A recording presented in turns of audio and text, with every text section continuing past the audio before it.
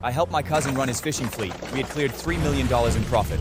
But by the end of the season, he handed me a check for just $50,000. He said the fleet was his, and that he was the one who had put up the capital. As for me, I was just the guy who threw nets into the water. I glanced down at the check in my hand. I didn't argue. I didn't make a scene. I just took the money in silence, and then went straight to lease a few of the most run-down, nearly decommissioned boats in the entire harbor. Then came the next summer. His fleet was pulling in almost nothing. A few dead fish floated belly up in his live holds, barely moving with the water's slosh. The stench was brutal. Meanwhile, my boat was packed with massive prime deep-sea fish, all lively and thriving. The second he saw it, his face turned pale. I stood on my packed-out deck and took 2 slow steps back. Easy, Chris. Don't track whatever disgusting crap is stuck to your boots into my sanitized live holds. Word around the docks was that he spent that entire night on his knees in the mud, howling until sunrise. He could not figure out how my haul was bigger than his, or why my fish were in way better condition. The day he paid me off, I'd been down in the cabin logging the sonar readings from the run and tracking ammonia levels in the live holds. Then a brand new Rolls-Royce pulled up by the dock. Hey, Leo. This year's numbers are in. I've already got your bonus check ready. I looked at the $50,000 in my hand and said nothing. But in my head, I was already doing the math. 3 years, more than 1,000 days and nights. I lived on those rocking boats. I ate there, slept there, and worked there. And I knew exactly what kind of season we just had. It was a monster year for premium deep-sea fish. Even after the insane diesel costs and the slip fees, the net profit was still close to $3 million. And he was giving me 50 grand. Listen, Leo, the profit this year was unbelievable, damn near $3 million. Take the 50 grand, go back into town and get yourself a decent ride. For the love of God, that junker you drive should have been scrubbed years ago. Let's be honest, throwing out fishing nets isn't exactly a rare skill. You could tie a dog to a post on this dock and it could do that job. You're still young. Take the money, go to New York, and find yourself something respectable. Stop wasting your life out at sea.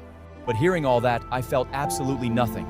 3 years earlier, when Chris took over the fleet, he nearly ran the whole operation into the ground because he didn't understand offshore currents or live hold water conditions. I was the one who turned things around. I brought in a deep-sea radar mapping system I had developed on my own, along with a multi-stage filtration system which allowed us to locate fish schools with precision and keep the mortality rate of our catch to a minimum. I told him I'd provide the technology and we'd split the profits 70-30. He said we were family and that as the older cousin, he'd never let me get the short end of the stick. All right, Chris, I'll take the money. Probably didn't expect me to take it so easily. He paused for a moment, then said, Good man. Take the cash and go enjoy a proper vacation. Oh, and one more thing. The filter pump in hold number 2's acting up. Get someone to fix it before you leave. I didn't even look at him again. I turned and walked straight into the cold late autumn wind off the North Atlantic, because I knew exactly what was coming. Without my precise hold calibrations and route adjustments, his so-called well-equipped boats wouldn't be able to find the fish at all, and his live holds wouldn't be able to keep deep-sea fish alive. He was going to lose everything. I didn't go back home to town. I didn't want to run into anyone I knew, asking how much I'd made this season, or how Chris had treated me. So I kept walking along the coastal road by the harbor, the air thick with the smell of salt and fish. Tucked under my arm was my navigation log. To anyone else, it looked like a stack of worthless notes, but to me, it was 3 years of my life. Then my phone lit up.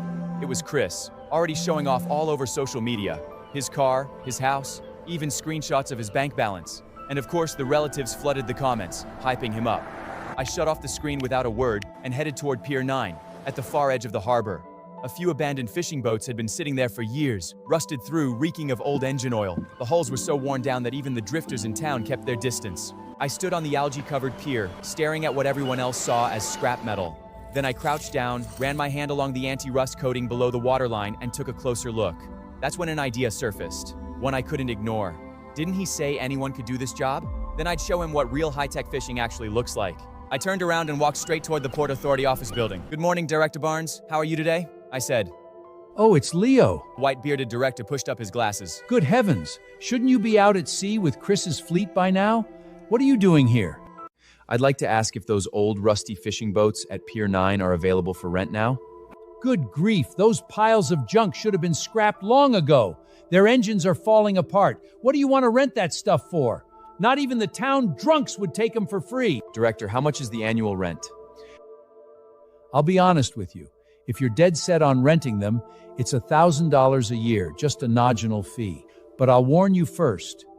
If there's an accident or you lose everything, the Port Authority will not clean up your mess. I quickly did the math in my head. $50,000 was enough to rent these boats for 5 years, with money left over for initial live well purification equipment and the latest sonar chip supplies. I'll rent these boats for 5 years. Director, let's sign the contract right now. Leo, don't be foolish. Chris just made a fortune. You don't have to mess around with this. Please bring the contract. After signing and stamping the contract, I ran to the pier, filled with excitement. These abandoned boats occupied a large berth. Their decks were caked with thick rust and oil, like a heavy coat of paint, giving off a suffocating, pungent smell.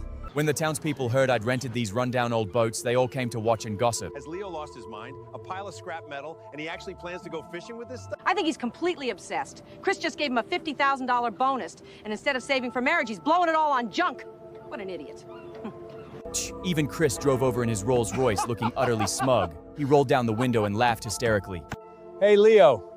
Buddy, if you don't know how to spend that 50 grand, I'll take you to the clubs in Boston for a good time. Why hang to a pile of junk and make yourself look like a down-and-out bum? I ignored him. I put on oil-stained overalls, waded into waist-deep water in the cabin, and cleaned out rotting debris. A stench hit me, but I didn't back down because I knew exactly what I was doing.